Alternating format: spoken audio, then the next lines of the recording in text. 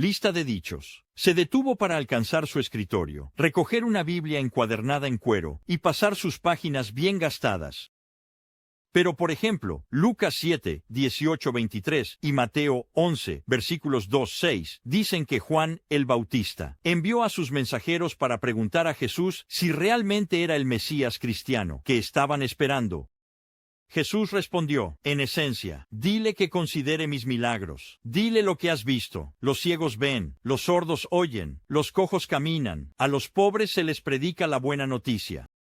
Así que, incluso en Q, concluyó, hay claramente una conciencia del ministerio de milagros de Jesús. La mención de Mateo por Blomberg trajo a la mente otra pregunta sobre cómo se compilaron los evangelios. ¿Por qué, pregunté, Mateo, que se dice que fue testigo ocular de Jesús, incorporaría parte de un evangelio escrito por Marcos, quien todos coinciden en que no fue testigo ocular? Si el Evangelio de Mateo fue realmente escrito por un testigo ocular, pensarías que habría confiado en sus propias observaciones. Blomberg sonrió.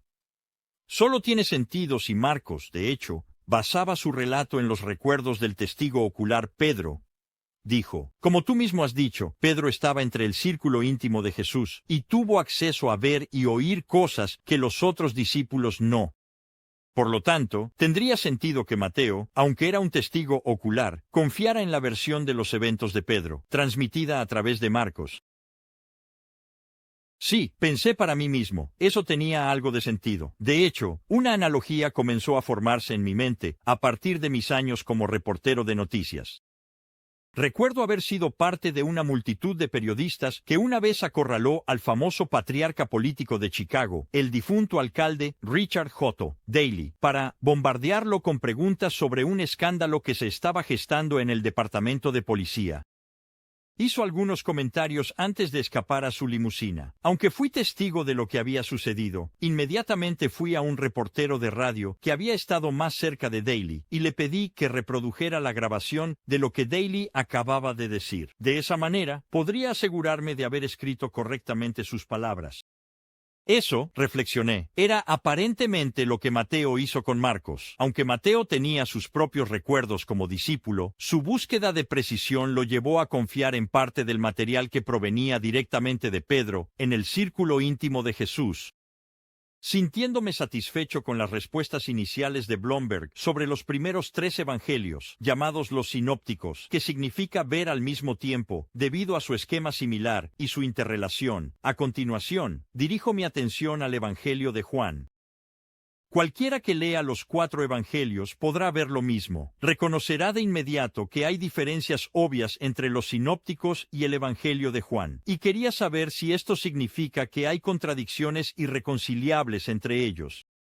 ¿Podrías aclarar las diferencias entre los evangelios sinópticos y el Evangelio de Juan?, le pregunté a Blomberg.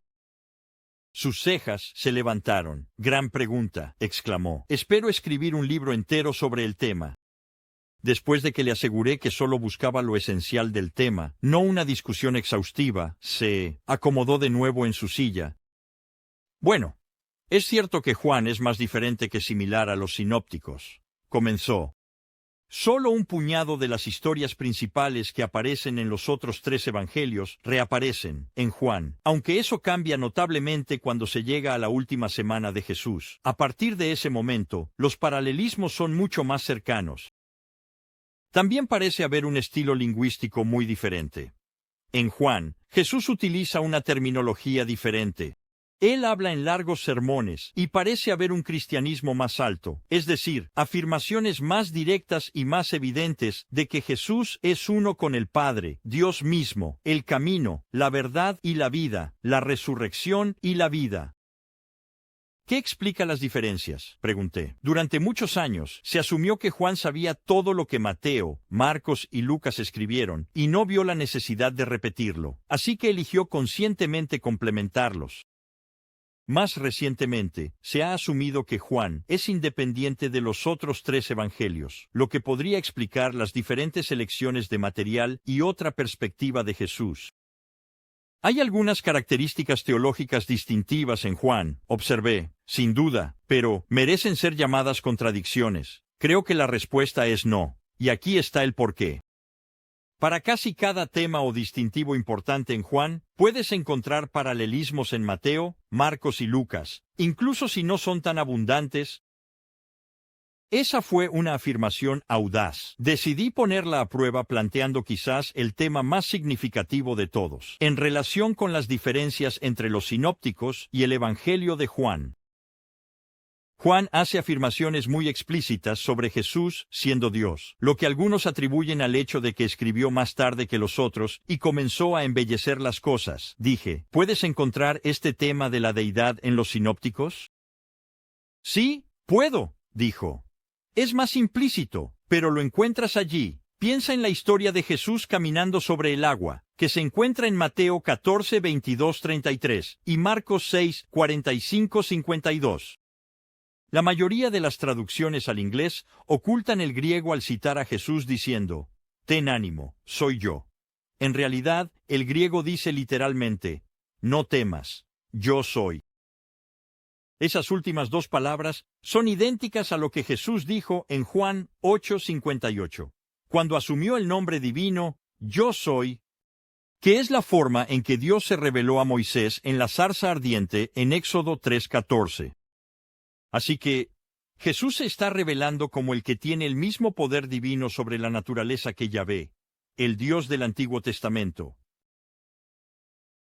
Asentí. Ese es un ejemplo, dije. ¿Tienes otros? Sí, podría seguir en esa línea, dijo Blomberg. Por ejemplo, el título más común que Jesús usó para sí mismo en los primeros 3 evangelios es Jesús, Hijo del Hombre.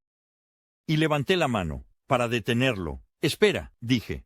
Al alcanzar mi maletín, saqué un libro y lo hojeé hasta que encontré la cita que estaba buscando. Karen Armstrong, la exmonja que escribió el bestseller Una historia de Dios, dice que parecía que el término Hijo del Hombre simplemente enfatizaba la debilidad y mortalidad de la condición humana. Así que al usarlo, Jesús simplemente está enfatizando que era un ser humano frágil, que un día sufriría y moriría. Si eso es cierto, dije, eso no suena como una gran afirmación de deidad. La expresión de Blomberg se volvió amarga. Mira, dijo firmemente, contrariamente a la creencia popular, Hijo del Hombre no se refiere principalmente a la humanidad de Jesús. En cambio, es una alusión directa al capítulo 7 de Daniel, versículos 13 y 14. Con eso, abrió el Antiguo Testamento y leyó esas palabras del profeta Daniel. En mi visión de noche miré, y allí delante de mí había uno como un hijo de hombre, viniendo con las nubes del cielo. Se acercó al anciano de días y fue llevado a su presencia. Se le dio autoridad, gloria y poder soberano. Todos los pueblos, naciones y hombres de toda lengua lo adoraron. Su dominio es un dominio eterno que no pasará, y su reino es uno que nunca será destruido. Blomberg cerró la Biblia. Así que mira lo que Jesús está haciendo al aplicarse el término Hijo del Hombre a sí mismo, continuó. Este es alguien que se acerca a Dios mismo en su sala del trono celestial y se le da autoridad y dominio universales. Eso hace que Hijo del Hombre sea un título de gran exaltación, no de mera humanidad. Más tarde me encontré con un comentario de otro académico, a quien pronto entrevistaría para este libro, William Lane Craig, quien ha hecho una observación similar. Dijo, Hijo del Hombre a menudo se piensa que indica la humanidad de Jesús, así como la expresión reflexiva. Hijo de Dios indica su divinidad. De hecho, lo contrario es cierto. El Hijo del Hombre era una figura divina en el libro de Daniel del Antiguo Testamento, que vendría al final del mundo para juzgar a la humanidad y reinar para siempre. Así, la afirmación de ser el Hijo del Hombre sería, en efecto, una afirmación de divinidad. Continuó Blomberg. Además, Jesús afirma perdonar pecados en los sinópticos, y eso es algo que solo Dios puede hacer. Jesús acepta la oración y la adoración. Jesús dice, cualquiera que me reconozca, yo lo reconoceré ante mi Padre en el cielo. El juicio final se basa en la reacción de uno hacia quién. Este mero ser humano. No, eso sería una afirmación muy arrogante. El juicio final se basa en la reacción de uno hacia Jesús como Dios. Como pueden ver, hay todo tipo de material en los sinópticos sobre la deidad de Cristo que luego se vuelve más explícito en el Evangelio de Juan. Al escribir el último Evangelio, Juan tuvo la ventaja de poder reflexionar sobre cuestiones teológicas durante un periodo de tiempo más largo. Así que le pregunté a Blomberg, ¿no significa el hecho de que Juan estaba escribiendo con un enfoque más teológico que su material histórico podría haber estado contaminado y por lo tanto ser menos confiable? No creo que Juan fuera más teológico, enfatizó Blomberg. Simplemente tiene un conjunto diferente de énfasis teológicos. Mateo, Marcos y Lucas tienen ángulos teológicos muy distintivos que quieren resaltar. Lucas, el teólogo de los pobres y de la preocupación social. Mateo, el teólogo que intenta entender la relación entre el cristianismo y el judaísmo. Marcos, que muestra a Jesús como un siervo sufriente. Puedes hacer una larga lista de las teologías distintivas de Mateo, Marcos y Lucas. Interrumpí porque temía que Blomberg estaba perdiendo mi punto más amplio. Está bien, pero ¿no ponen esas motivaciones teológicas en duda su capacidad y disposición para informar con precisión lo que sucedió? Pregunté. ¿No es probable que su agenda teológica los incitara a distorsionar y retorcer la historia que registraron?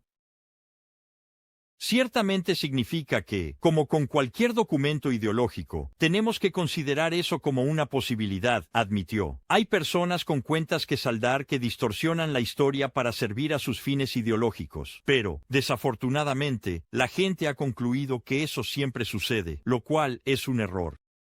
En el mundo antiguo, la idea de escribir historia desapasionada y objetiva simplemente para cronometrar eventos sin un propósito ideológico era desconocida. Nadie escribía historia si no había una razón para aprender de ella.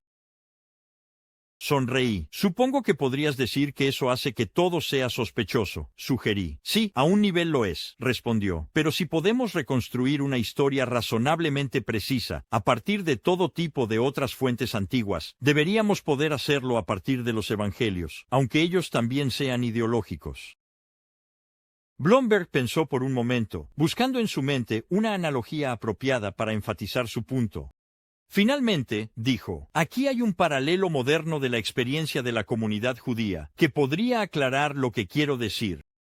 Algunas personas, generalmente por motivos antisemitas, niegan o minimizan los horrores del Holocausto. Pero han sido los académicos judíos quienes han creado museos, escrito libros, preservado artefactos y documentado testimonios de testigos oculares sobre el Holocausto. Ahora, tienen un propósito muy ideológico, es decir, asegurar que tal atrocidad nunca vuelva a ocurrir. Pero también han sido los más fieles y objetivos en su informe de la verdad histórica. El cristianismo también se basó en ciertas afirmaciones históricas de que Dios entró de manera única en el espacio y el tiempo en la persona de Jesús de Nazaret. Así que la misma ideología que los cristianos estaban tratando de promover requería el trabajo histórico más cuidadoso posible. Dejó que su analogía calara.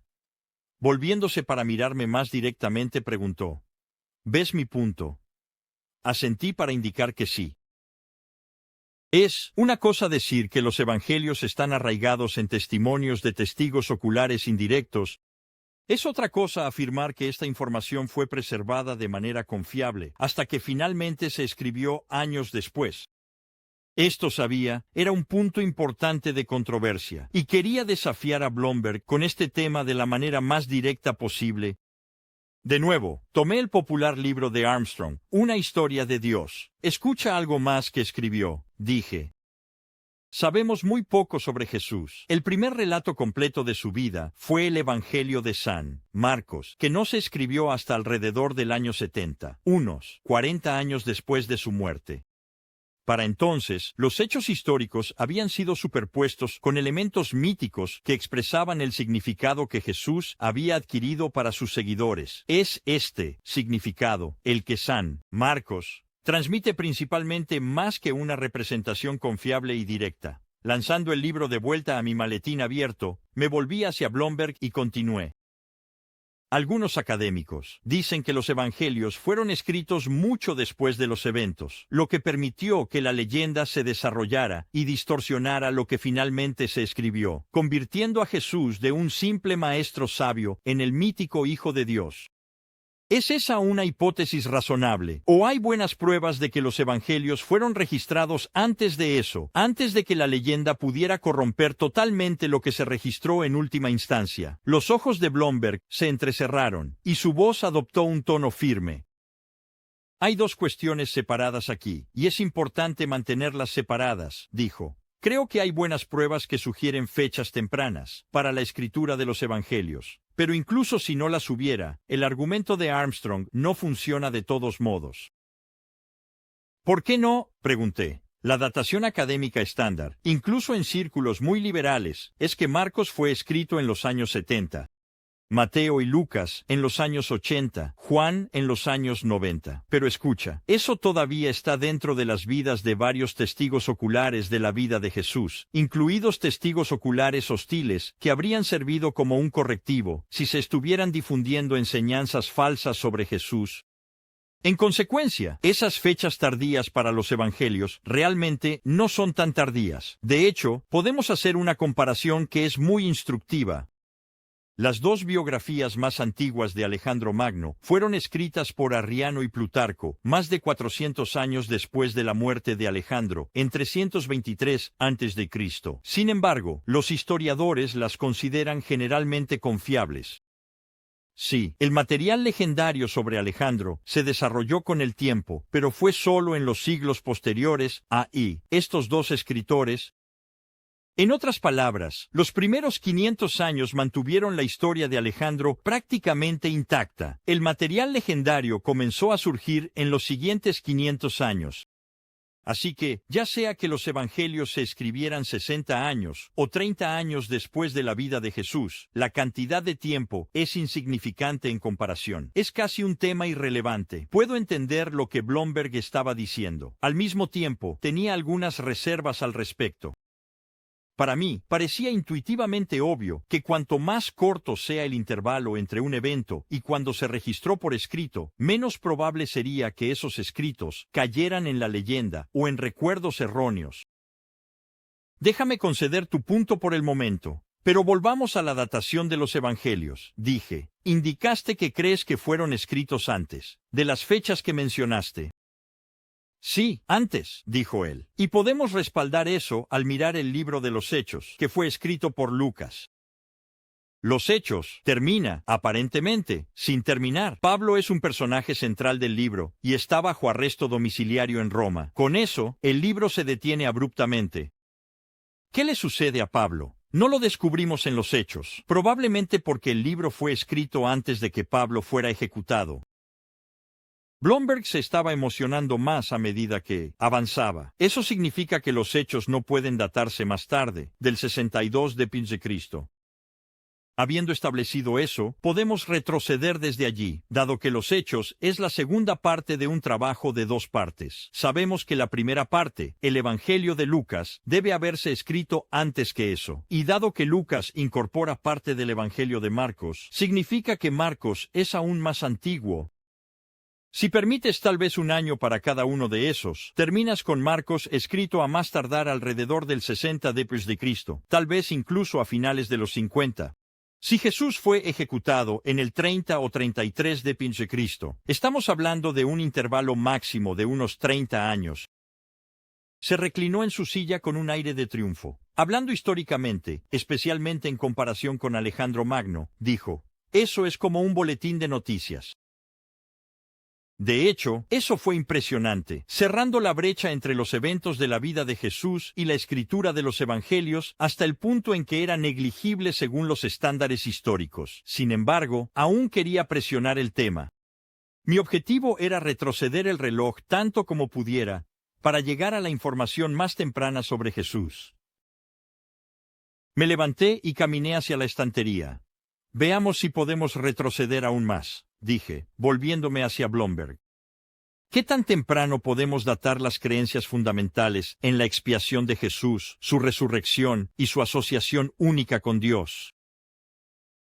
Es importante recordar que los libros del Nuevo Testamento no están en orden cronológico. Comenzó Los evangelios fueron escritos después de casi todas las cartas de Pablo, cuyo ministerio de escritura probablemente comenzó a finales años 40. La mayoría de sus cartas principales aparecieron durante los años 50. Para encontrar la información más temprana, uno recurre a las epístolas de Pablo y luego pregunta, ¿hay señales de que se utilizaron fuentes aún más antiguas para escribirlas? Y le pregunté, ¿qué encontramos? Encontramos que Pablo incorporó algunos credos, confesiones de fe o himnos de la iglesia cristiana más temprana. Estos se remontan a los inicios de la iglesia, poco después de la resurrección. Los credos más famosos incluyen Filipenses 2, versículos 6-11, que habla de que Jesús es, en su misma naturaleza, Dios, y Colosenses 1, versículos 15-20, que lo describe como la imagen del Dios invisible, que creó todas las cosas, y por medio de quien todas las cosas son reconciliadas con Dios, haciendo la paz a través de su sangre derramada en la cruz. Sin duda, son significativos para explicar en qué estaban convencidos los primeros cristianos sobre Jesús. Pero quizás el credo más importante en términos del Jesús histórico es 1 Corintios 15, donde Pablo utiliza un lenguaje técnico para indicar que estaba transmitiendo esta tradición oral en una forma relativamente fija. Blomberg localizó el pasaje en su Biblia y me lo leyó. Porque lo que recibí, se lo transmití a ustedes como de primera importancia, que Cristo murió por nuestros pecados según las Escrituras, que fue sepultado, que resucitó al tercer día según las Escrituras, y que se apareció a Cefas, y luego a los 12. Después de eso, se apareció a más de 500 de los hermanos y hermanas al mismo tiempo, la mayoría de los cuales aún vive, aunque algunos han muerto. Luego se apareció a Santiago, y después a todos los apóstoles. Y aquí está el punto, dijo Blomberg. Si la crucifixión fue tan temprana como el año 30 d.C., la conversión de Pablo fue alrededor del 32. Inmediatamente, Pablo fue llevado a Damasco, donde se reunió con un cristiano llamado Ananías y algunos otros discípulos. Su primer encuentro con los apóstoles en Jerusalén habría sido alrededor del año 35 d.C. En algún momento de ese tiempo, a Pablo se le dio este credo, que ya había sido formulado y se estaba utilizando en la iglesia primitiva. Ahora, aquí tienes los hechos clave sobre la muerte de Jesús por nuestros pecados, además de una lista detallada de aquellos a quienes se apareció en forma resucitada, todos datando de dentro de 2 a 5 años de los eventos mismos. Eso no es una mitología posterior de 40 años o más, como sugirió Armstrong. Se puede argumentar que la creencia cristiana en la resurrección, aunque aún no estaba escrita, se puede datar dentro de 2 años de ese mismo evento. Esto es enormemente significativo, dijo, elevando un poco la voz para enfatizar. Ahora no estás comparando 30 a 60 años con 500 años, como generalmente se acepta para otros datos. Estás hablando de 2. No podía negar la importancia de esa evidencia. Ciertamente parecía quitarle fuerza a la acusación de que la resurrección, que es citada por los cristianos como la confirmación culminante de la divinidad de Jesús, era meramente un concepto mitológico que se desarrolló a lo largo de largos periodos de tiempo, a medida que las leyendas corrompían los relatos de testigos oculares de la vida cristiana. Para mí, esto resonó especialmente cerca de casa. Como escéptico, esa era una de mis mayores objeciones al cristianismo. Me apoyé contra la estantería. Habíamos cubierto mucho material, y la afirmación climática de Blomberg parecía un buen lugar para hacer una pausa. Se estaba haciendo tarde en la tarde. Habíamos estado hablando durante bastante tiempo sin un descanso. Sin embargo, no quería terminar nuestra conversación sin someter los relatos de testigos oculares al mismo tipo de prueba al que un abogado o periodista los sometería. Necesitaba saber, ¿resistirían ese escrutinio? ¿O serían expuestos como cuestionables en el mejor de los casos? ¿O poco fiables en el peor? Habiendo sentado las bases necesarias, invité a Blomberg a levantarse y estirar las piernas, antes de que volviéramos a sentarnos para reanudar nuestra discusión.